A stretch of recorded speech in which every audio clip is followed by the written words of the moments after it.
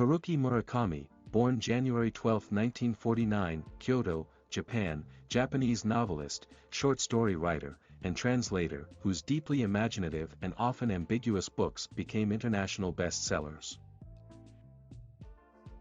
Anyone who falls in love is searching for the missing pieces of themselves. So anyone who's in love gets sad when they think of their lover. It's like stepping back inside a room you have fond memories of, one you haven't seen in a long time. I was always hungry for love. Just once, I wanted to know what it was like to get my fill of it, to be fed so much love I couldn't take any more. Just once. People fall in love without reason, without even wanting to. You can't predict it. That's love. Maybe it's just hiding somewhere. Or gone on a trip to come home.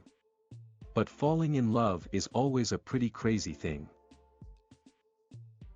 I just don't get it, he told her. I love you so much. I want us to be one. This couldn't be clearer to me, or more important. I don't care if it's unrealistic. That's how much I love you.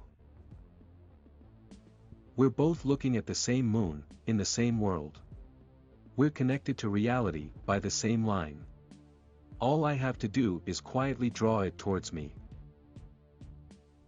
For a certain kind of person, love begins from something tiny or silly. From something like that, or it doesn't begin at all. No mistake about it.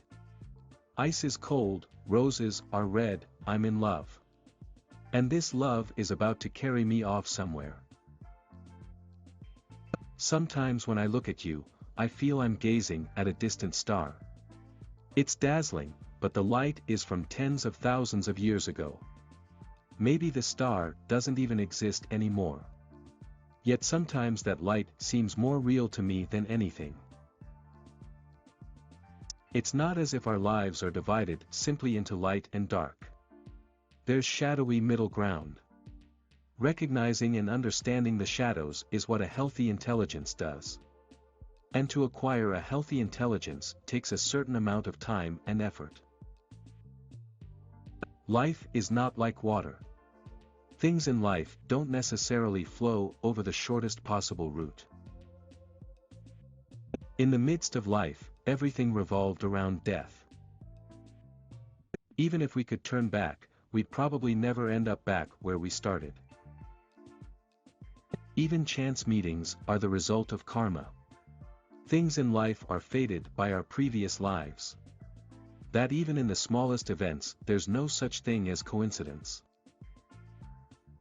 As we go through life, we gradually discover who we are, but the more we discover, the more we lose ourselves. What we call the present is given shape by an accumulation of the past. People die all the time. Life is a lot more fragile than we think. So you should treat others in a way that leaves no regrets. Fairly, and if possible, sincerely. One foot in front of the other. Repeat as often as necessary to finish. What we seek is some kind of compensation for what we put up with. Remove everything pointless from an imperfect life and it'd lose even its imperfection. I dream. Sometimes I think that's the only right thing to do.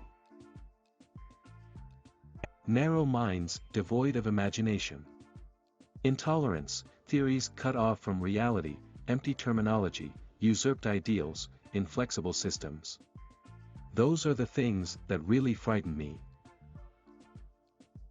The better you were able to imagine what you wanted to imagine, the farther you could flee from reality. The answer is dreams. Dreaming on and on. Entering the world of dreams and never coming out. Living in dreams for the rest of time. Dreams come from the past, not from the future. Dreams shouldn't control you, you should control them. It's just like Yeats said. In dreams begin responsibilities. Flip this around and you could say that where there's no power to imagine, no responsibility can arise. In this world, there are things you can only do alone, and things you can only do with somebody else. It's important to combine the two in just the right amount. I could hear the roots of loneliness creeping through me when the world was hushed at 4 o'clock in the morning. Sometimes I get real lonely sleeping with you. Two people can sleep in the same bed and still be alone when they close their eyes.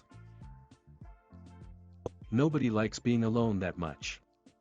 I don't go out of my way to make friends, that's all. It just leads to disappointment.